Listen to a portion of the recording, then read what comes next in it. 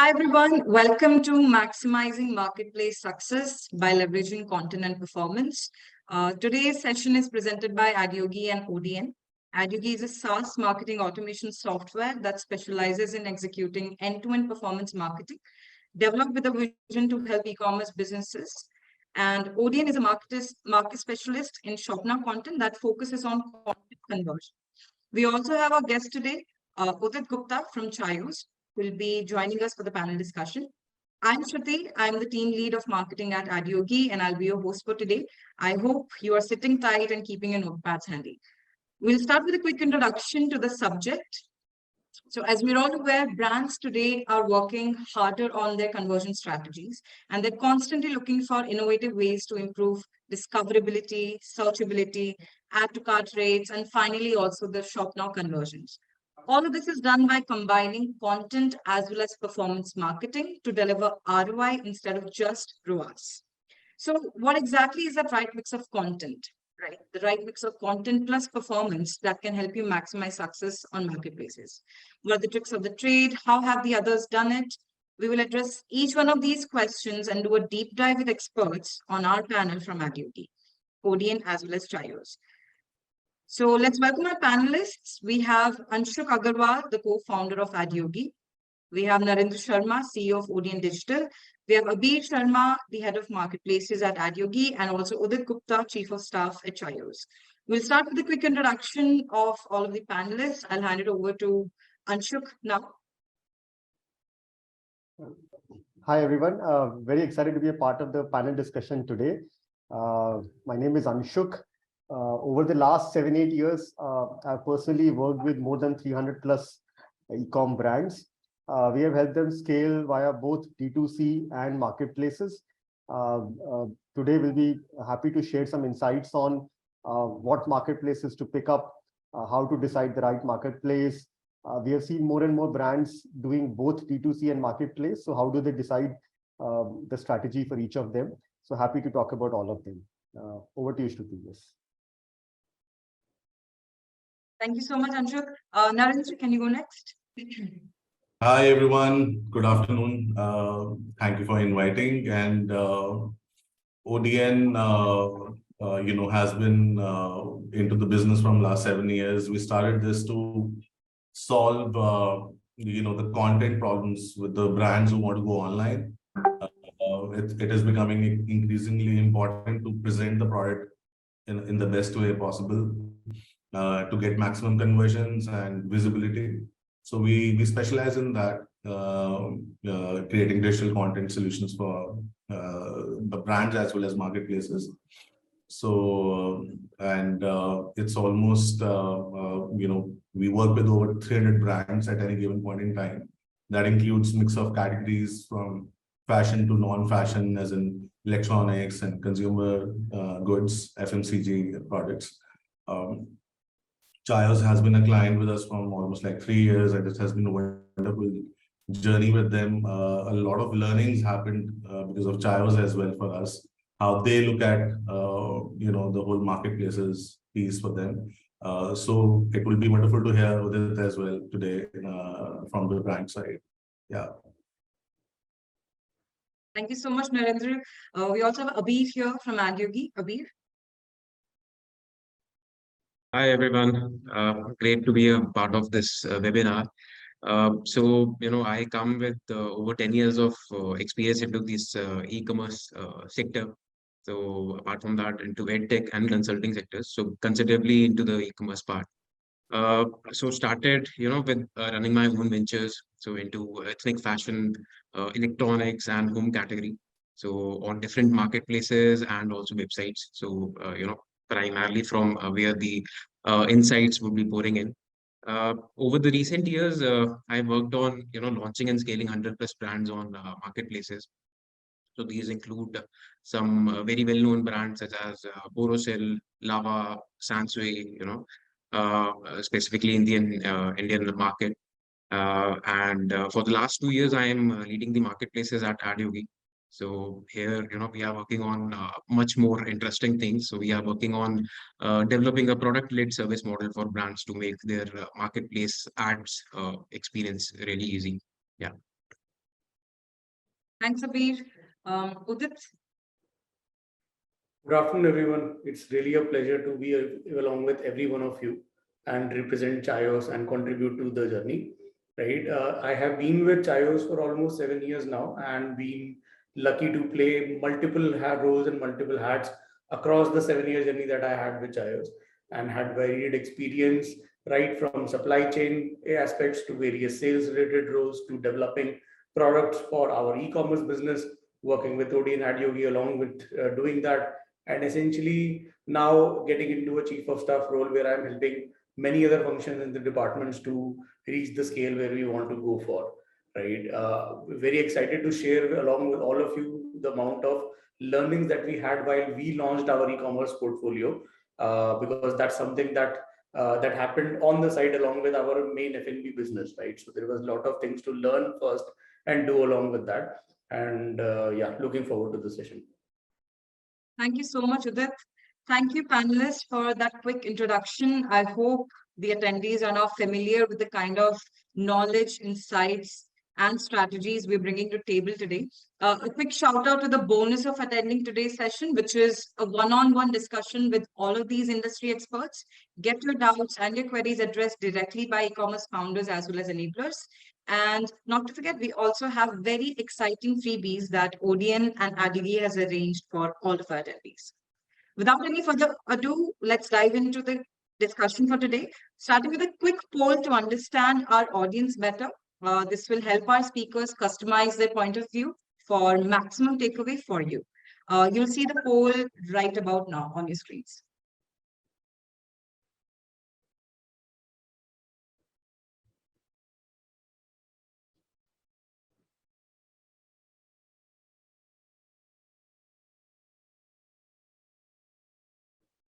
Right.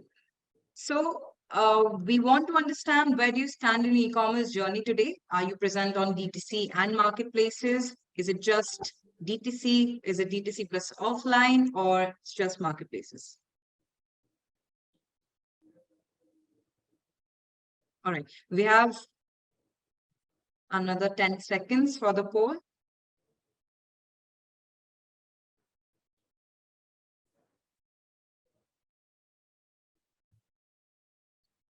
Last 5 seconds.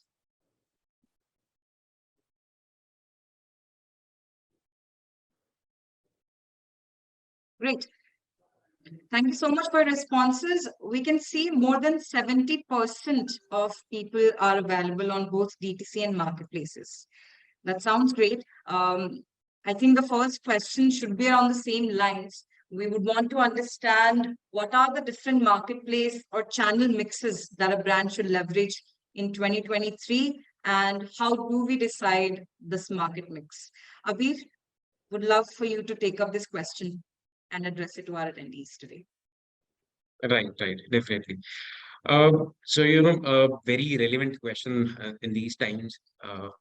So the list of marketplaces, especially after the COVID, it has been ever growing.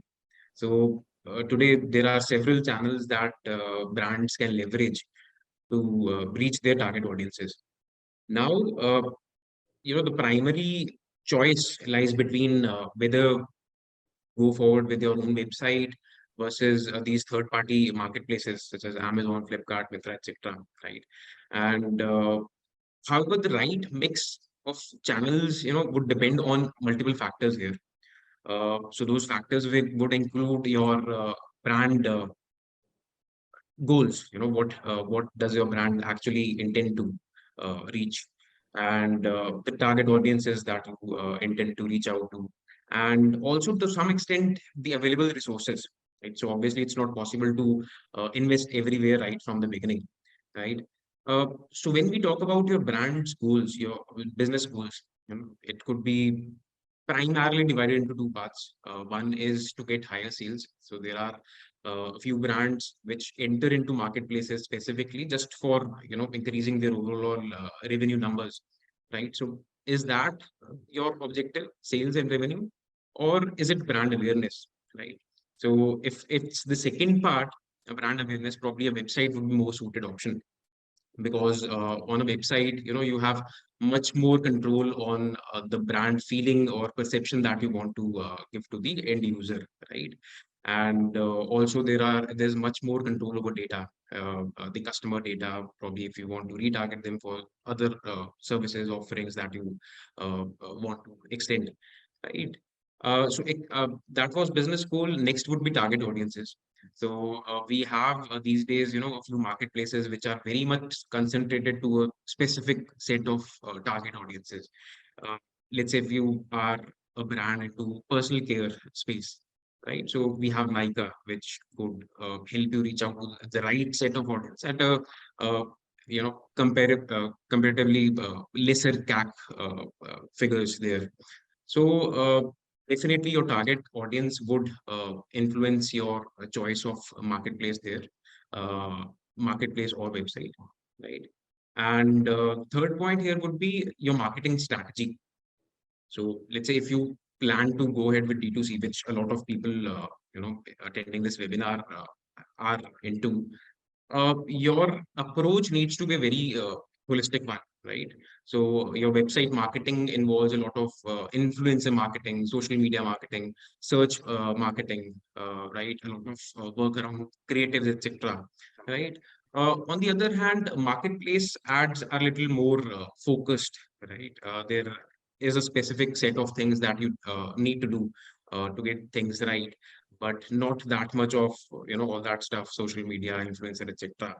So overall marketing strategy, what you are used to, what's your I would say strength there would also influence your choice of marketplace. Uh, Apart from that, as I highlighted, the fourth one would be resources.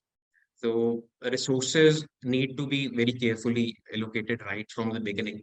And if you have a limited team, limited resources, resources could also be your inventory, etc., logistics, etc. Then probably you would focus on one platform to get started with, right? It could be website or primarily any one of the marketplaces. Uh, Having said that, if things allow, a combination of both the platforms can be the best approach. And this is something, we are hearing a term called omni-channel quite a lot these days. So that's what omni-channel is. What we've observed over the recent times is that customer journey has become a lot cross-platform.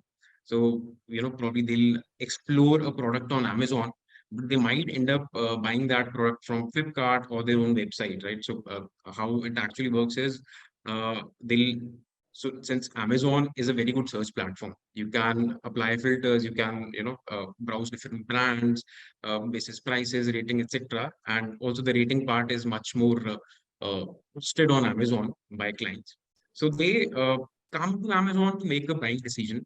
However, then they'll compare prices across different platforms.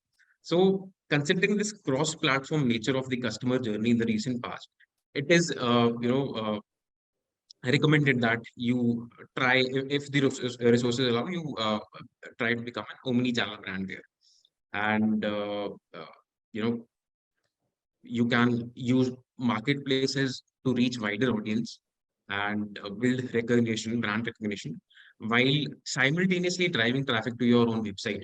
So there you will have more control over the customer experience, as I said, and also the profit margins would be better on your own website.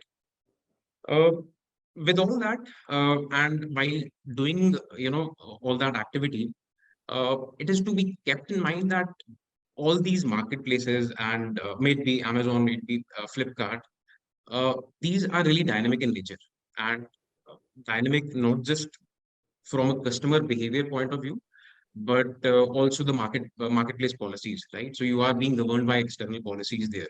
So considering these factors, you need to regularly, review your trends, monitor your trends, uh, take continuous customer feedbacks, and adapt your channel mix going forward, right? So there's no ideal mix there, but depending on all these factors which we highlighted, the business goals, the target audiences, your resources, etc., you can get started with a particular mix, but that is to be governed properly, and you need to be adaptive and flexible enough to incorporate any changes required.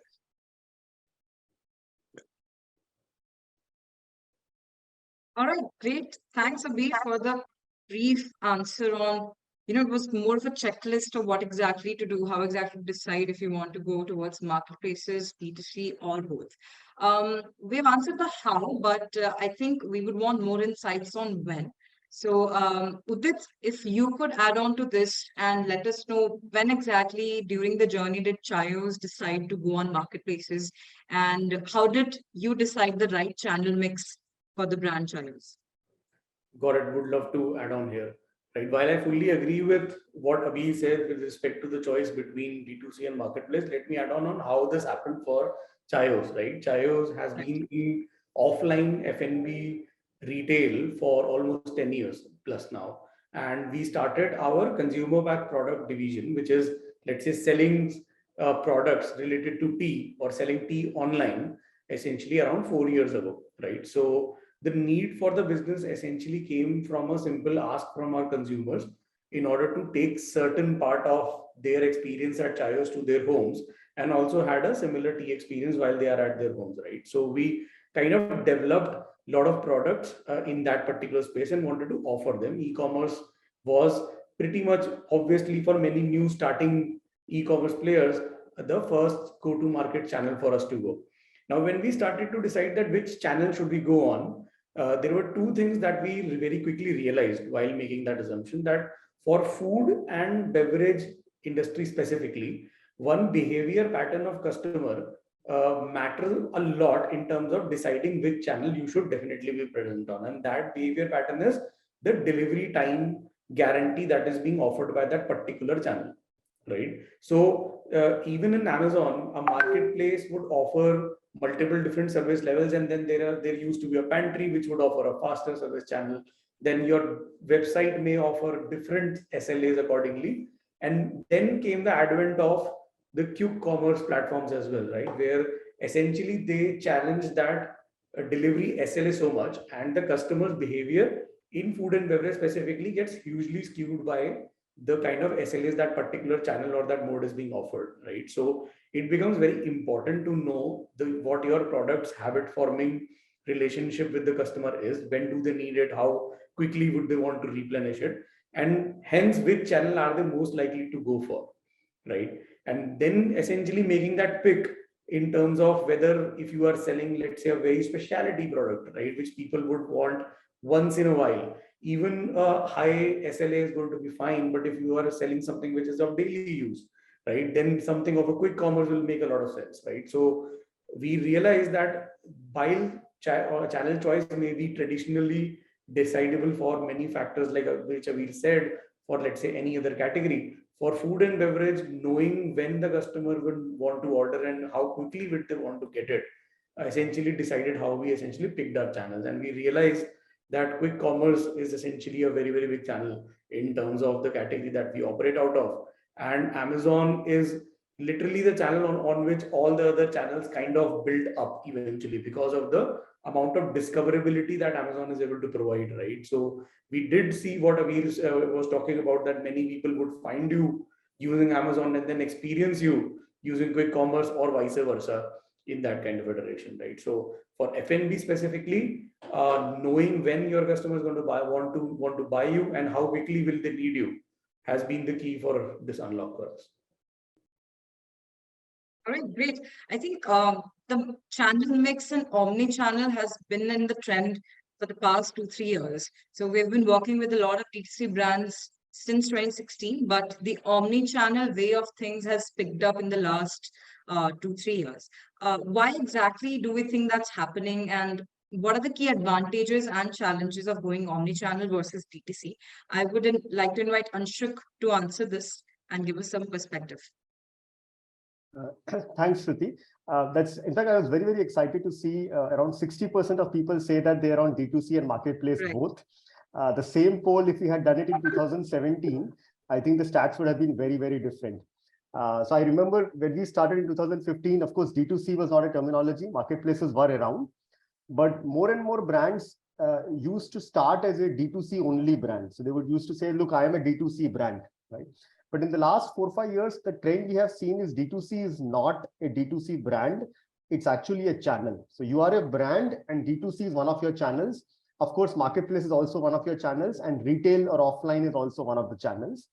And we have seen good synergies that when a brand chooses to go more in the omni-channel direction versus being just a D2C only or a marketplace only. So very small examples I can give. We have seen that brands which are start with D2C, and the day they list on marketplace, they start seeing some traction come on marketplaces right away, which means that all the Facebook and Google ads which you have been doing for your own brand website can give you an instant uplift when you are listed on marketplace.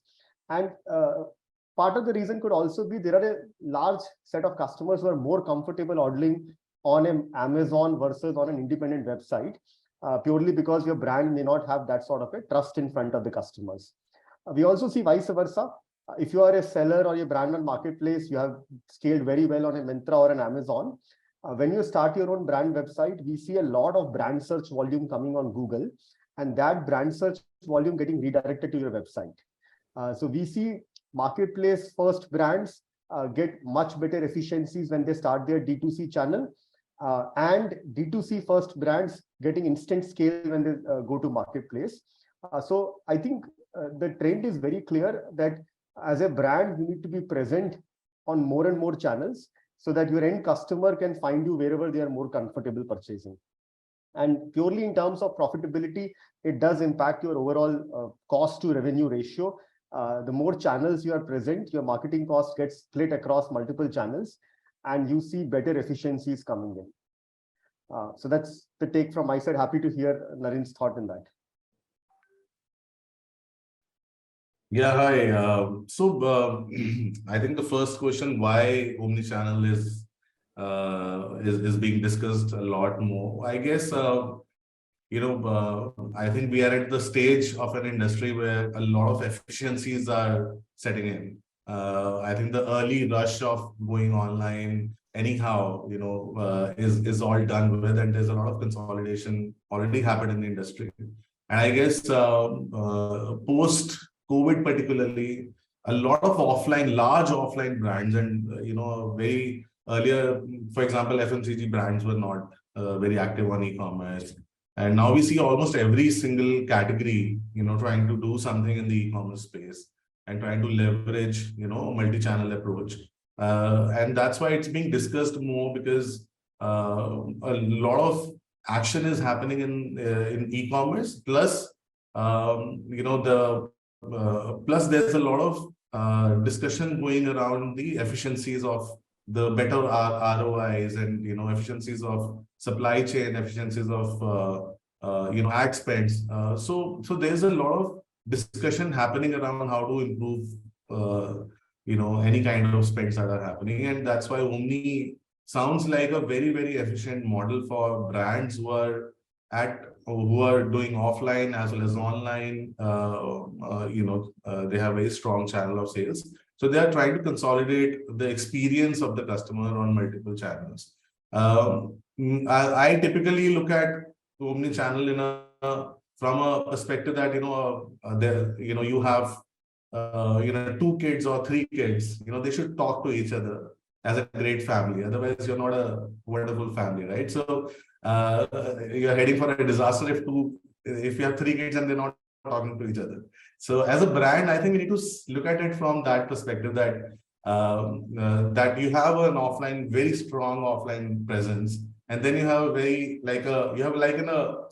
teenage kid, who is like an offline channel, and then you have a 3 years old kid. They both should be, sharing experiences, sharing their learnings, or maybe, having good time together. I think that's how companies are looking at it, that a person who is getting influenced by social media, they are able to do purchases in a nearby store.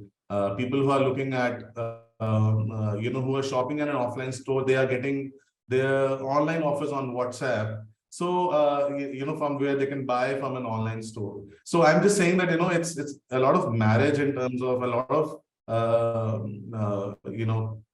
collective approach towards channel is definitely happening. And benefits, as you asked, that what are the benefits?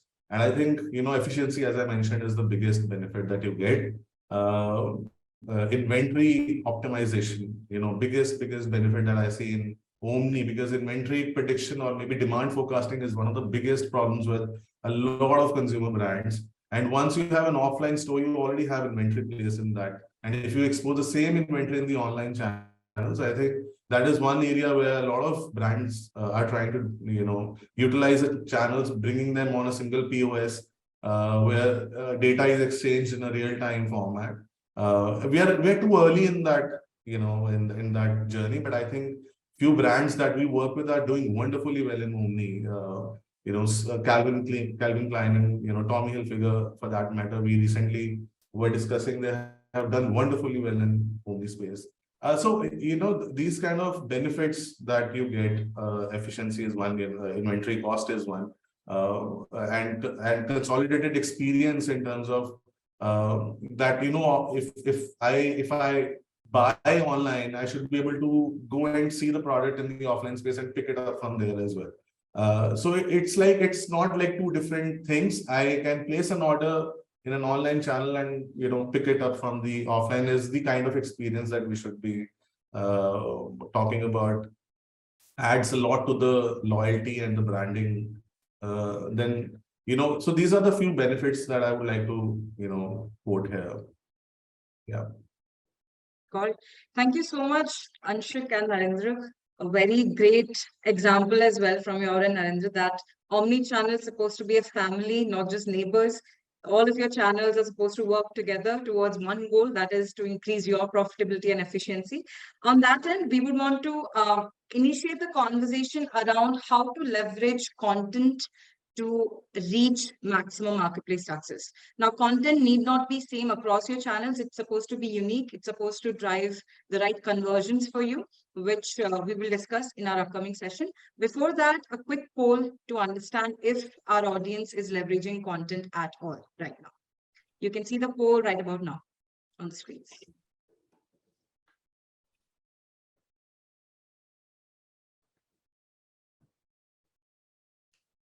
All right. So we want to know if you are selling on Amazon, and if yes, are you tracking your content score on Amazon marketplaces?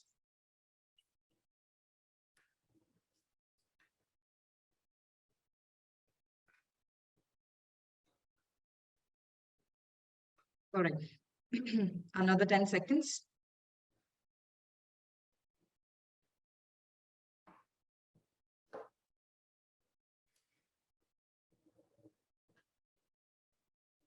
And I think we can wrap it up now. All right. I think over 50% people have said that they don't. So I'm sure you'll have quite a few valuable takeaways from today's session. Let's directly dive into our next question, which is towards you, Narendra. What exactly should be an ideal content strategy when it comes to working on your marketplaces, and how can brands optimize it to boost their conversions? So yeah, so content strategy. I always tell my our fellow brands that when we sell offline, we deploy a CSA or a sales guy who undergoes a lot of training to explain a product in a particular way, who can also do the comparison with competitive products. Say, imagine Chroma, right? For example, so there's a guy who's explaining IFB versus Bosch, and you talk to that person with and try to get as much information as possible, whether it's technical or whether it's competitive or whether it is related to price or whatever. And I think in the online space, content has no other role except for explaining the product in the best way possible, so that the consumer can make a decision whether he wants to buy the product or not.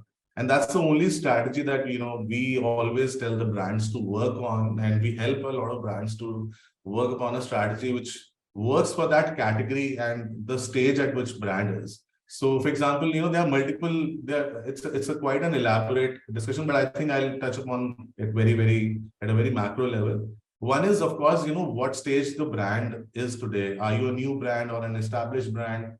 If you're a new brand, what different are you doing, and why should consumer buy you? I think that has to be explained in a content strategy. If you're an established brand, of course, you will talk about legacy, about your achievements, and the kind of customer following or the loyalties you have.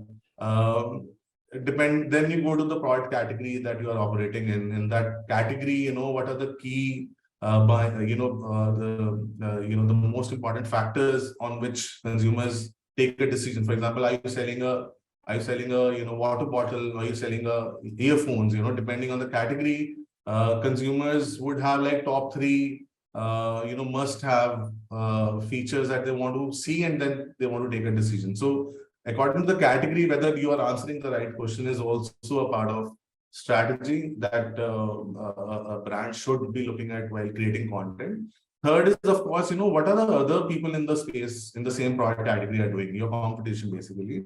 What kind of information they are trying to do, what kind of you can say that I'm answering all the questions. Why do I need to look at competition, how they are doing it? So in digital, there's a very typical nuance that I always quote is that there's an eye training that is happening and an ear training that is happening with the consumers all the time.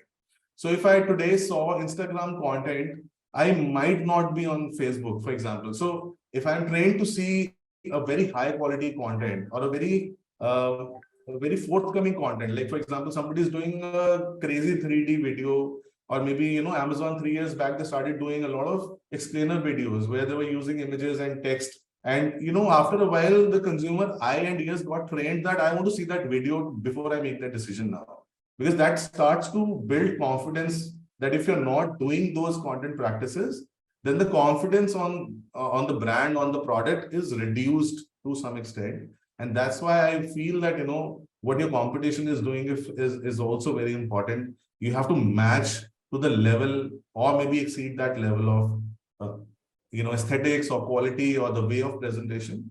So these all things, are very important when you're creating a content strategy.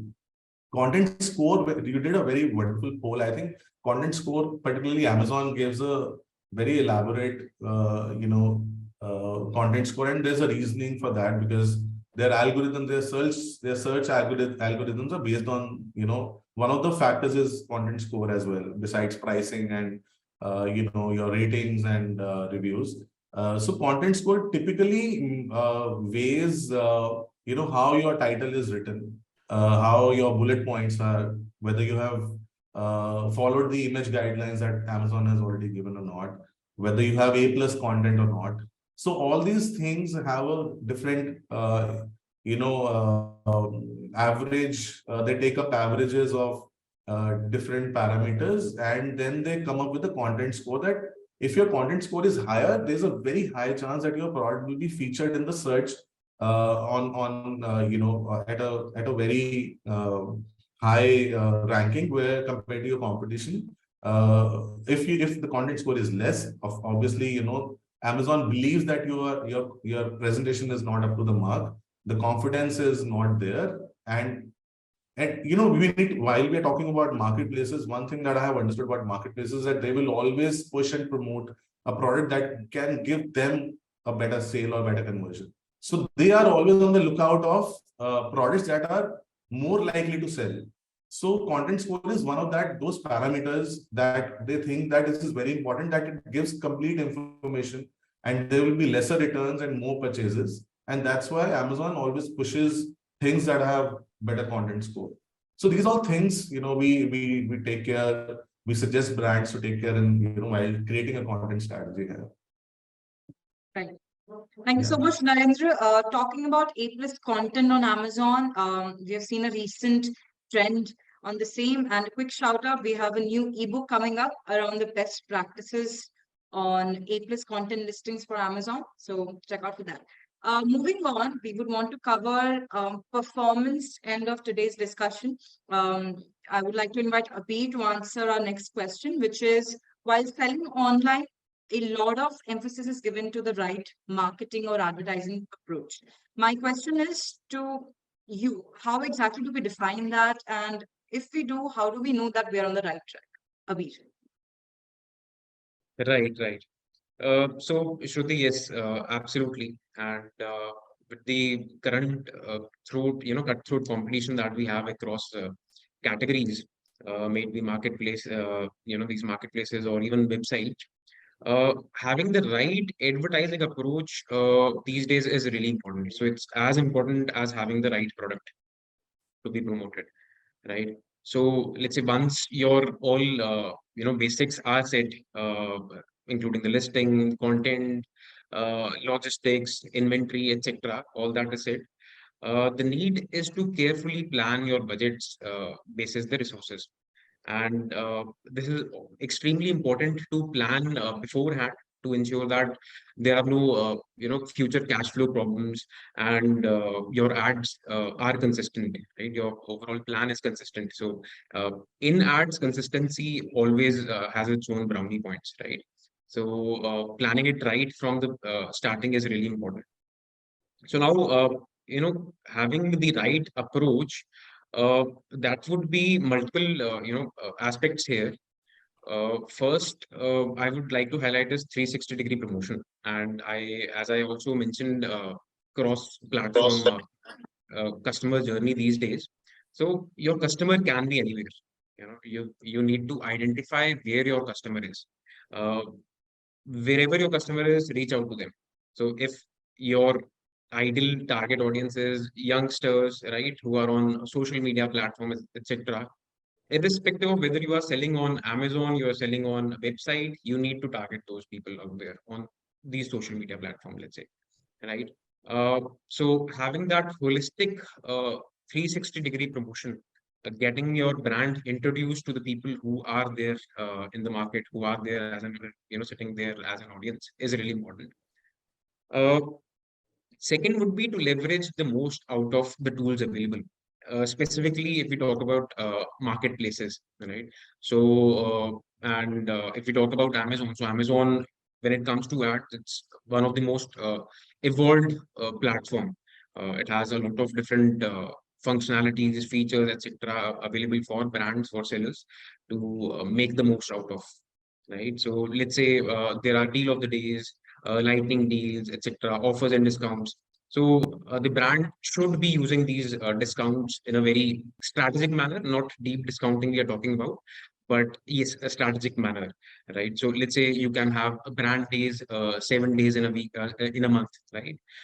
So these 7 days are really important to boost your conversion rates on the platform. And as we've talked about the Amazon algorithm, which Narendra just touched up briefly, so if your conversion rates increase, let's say during these 7 days of brand days, then for the rest of the month also you'll have some offset over your competitors, right?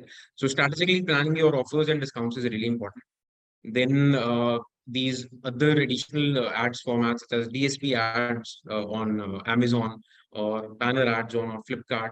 So these are top funnel ads, right? But the results are really good when we see those in the long term. So we did this, recently for one of our electronics client. So that was just prior to GIF, Great Indian Festival sales, and you know what we planned was to do that not during the GIF but before the GIF, right? So that we have already built a pool of audiences which we can target later during the GIF.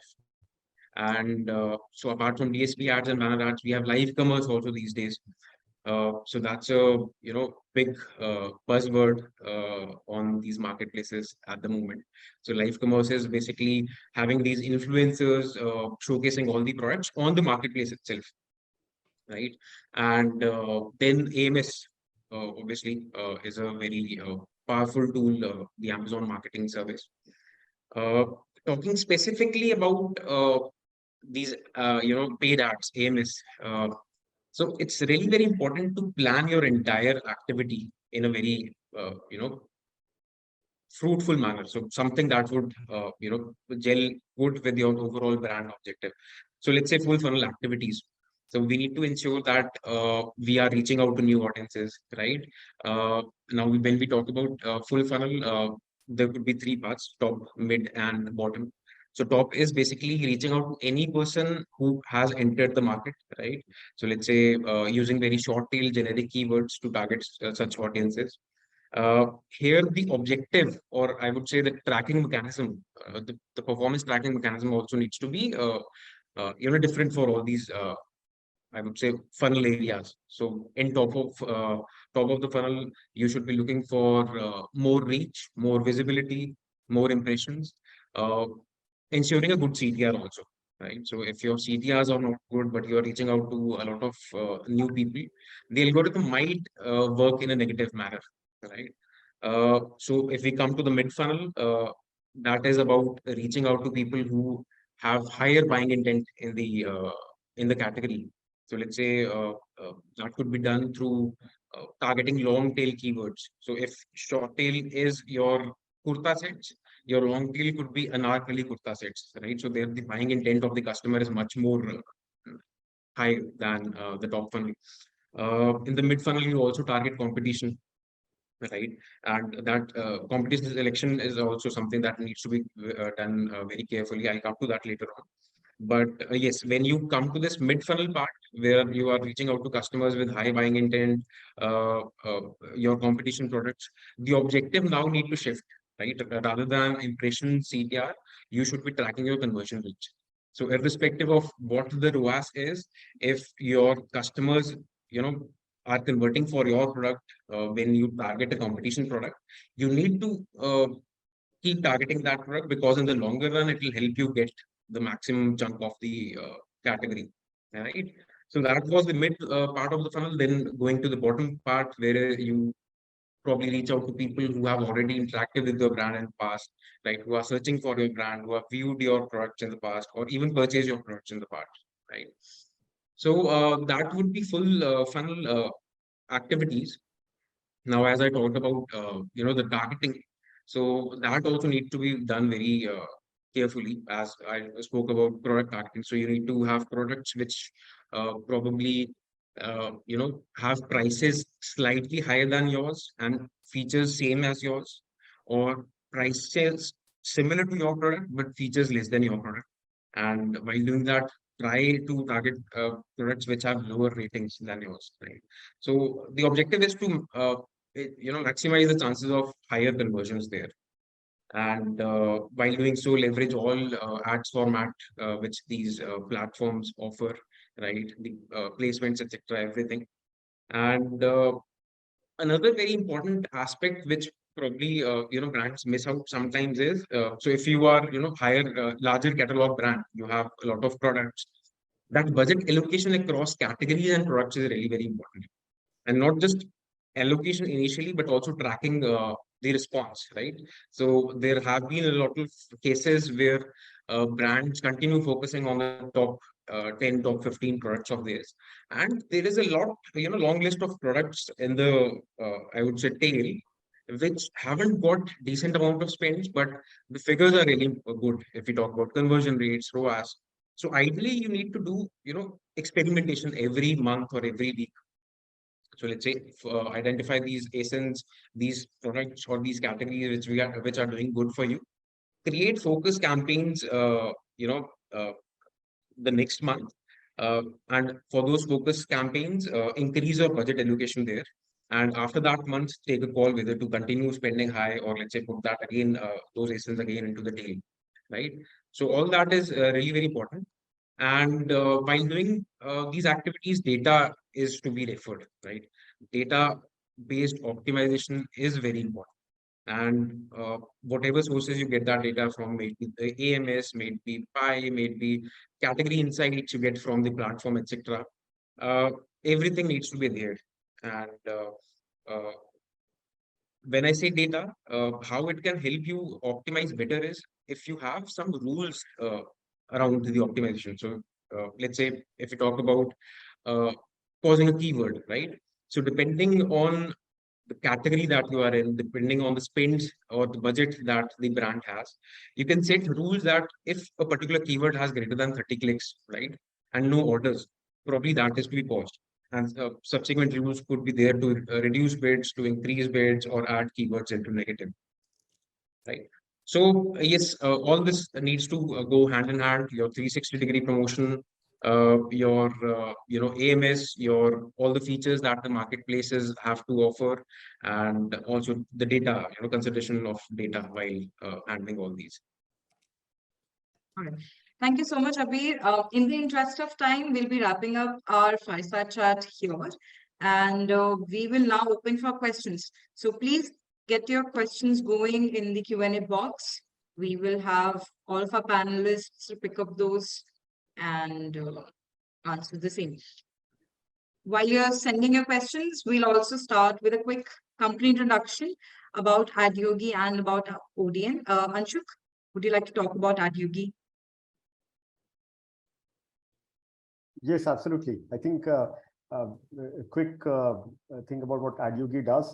So we are a marketing automation platform. We work with e-commerce brands both across Facebook, Google, and Amazon to help them optimize their ad campaigns. We built a platform where we sync it to any website, whether it's Shopify, Magento, WooCommerce, pull all products, categories, pull analytics from your Google Analytics, similarly pull data from your AMS ad management solution, Amazon, and help you optimize these across Facebook, Instagram, Google, YouTube, Amazon. We have a single-click ad creation tool, and we have predefined targeting options, which we have seen work across brands. So if you're an e-commerce brand looking to scale, do give Adyogi a try. Happy to maybe sort of do an audit and see what value we can drive. Thank you so much, Anshuk. Narendra, I would like to invite you to talk a little about ODN as well. Yeah, so I touched upon it briefly. We are a content solutions company, and we specialize in e-commerce, or as we call it, shop now content.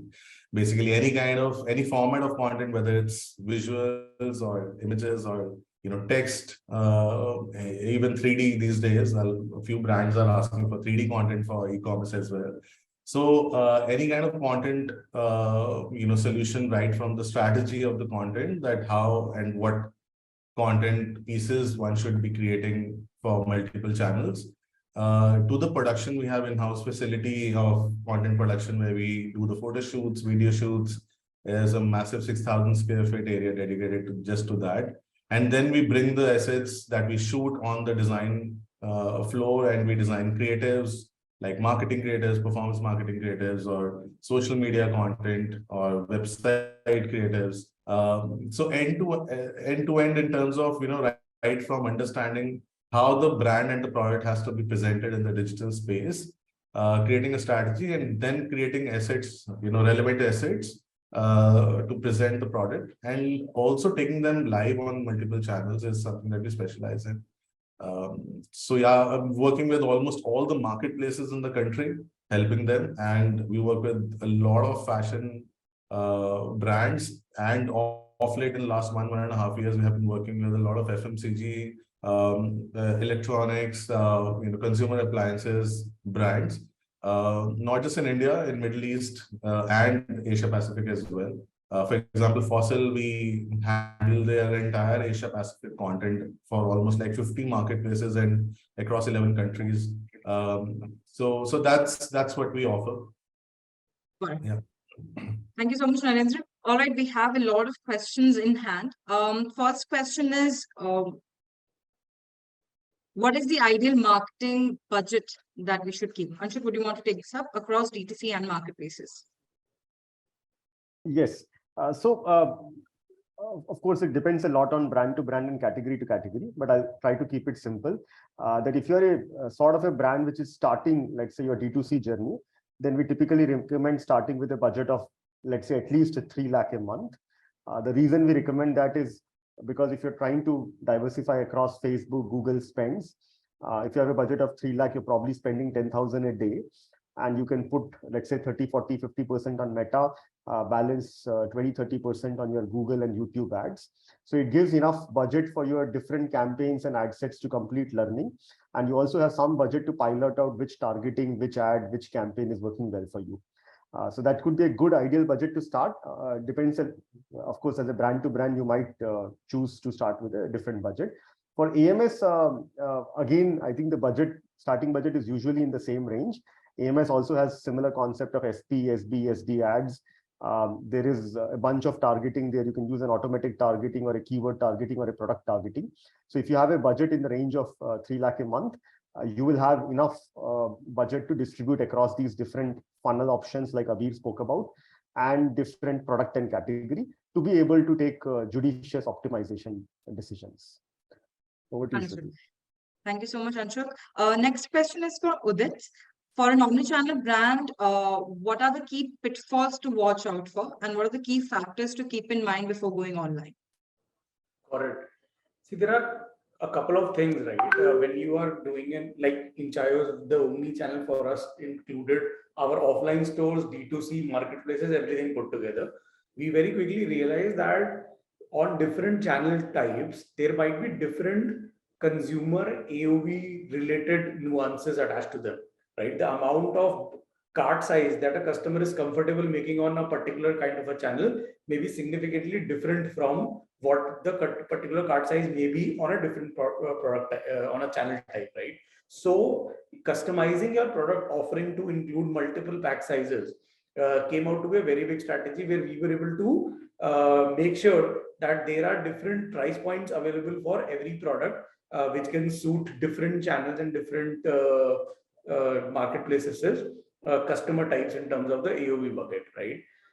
Another pitfall that we very commonly realized while working on our D2C journey, which has been the hardest among all of them, has been that there needs to be a very clear reason for the customer to buy from your own website, rather than, let's say, go on and buy the same product from a marketplace, right? Until we provide a very compelling reason, and trust me, discounts, pricing, no packaging charge, etc., are not compelling reasons, right? Something which is engaging to the customer to a scenario. Until then, you only see your D2C channel as an information source only, and that doesn't convert into a revenue source, right?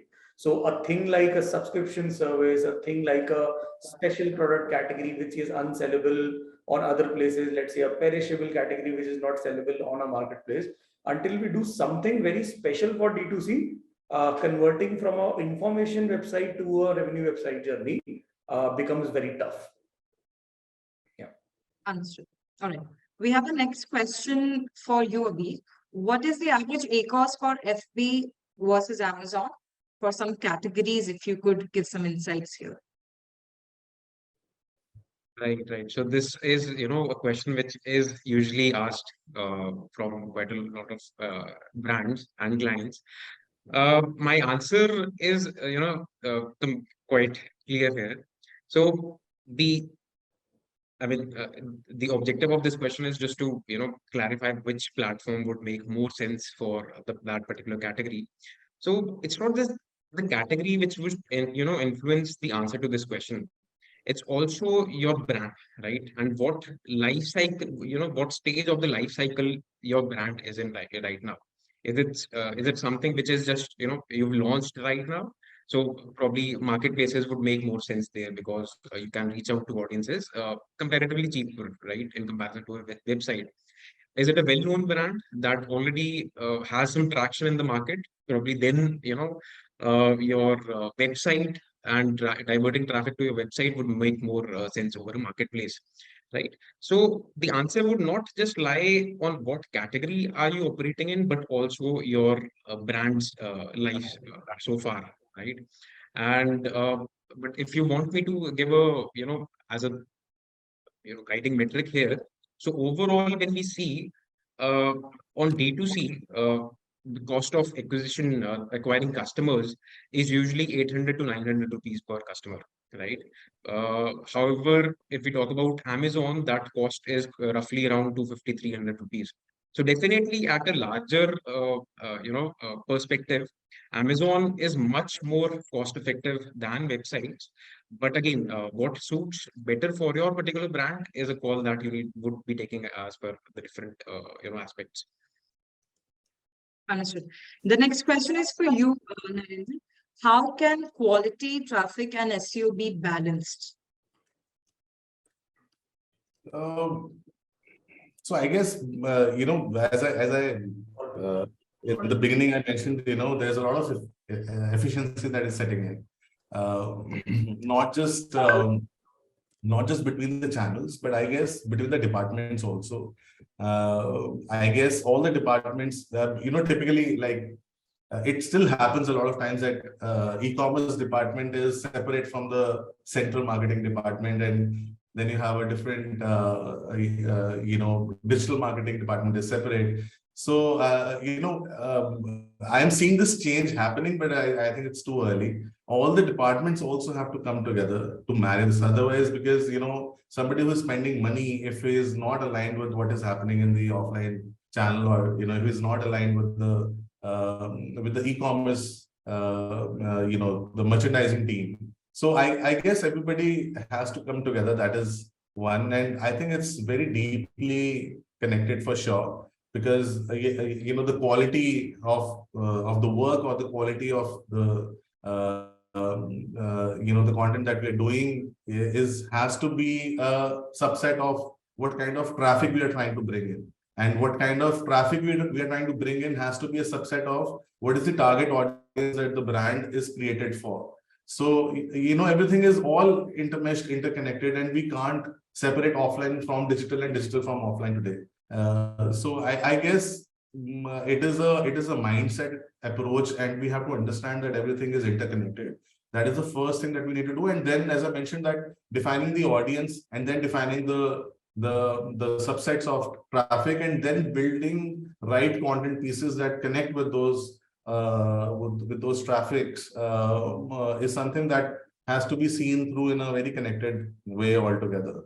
And that's how I think it can be balanced, it can be interconnected, and there's no dilution of interest or motivation of the customers when they are on the buying journey. So yeah. Thank you so much, Narendra. With that, we would wrap up our Q&A session here. Thank you so much, everyone, for joining us. We'll just have a quick overview of what we have in store for you. As the freebies, we are offering our best practice for Amazon ePlus content, a free copy of the ebook to all of the attendees. With that, we are also offering our freemium tool, with which you can access a ROAS analyzer, diagnostic reports, and WhatsApp reports, and experience the Adyogi tool for free. ODN has also collected a few freebies for you, where we're going to give you a great Amazon Marketplace brand audit for free. You will receive the details, how to sign up for these two, in your email boxes as soon as we're done with the webinar. Thank you so much again for joining us. It was a great session. We hope you had a few valuable takeaways to take away from here. And yeah, see you again soon. Thank you. Thanks, everyone. Thank you, everyone. Thank you.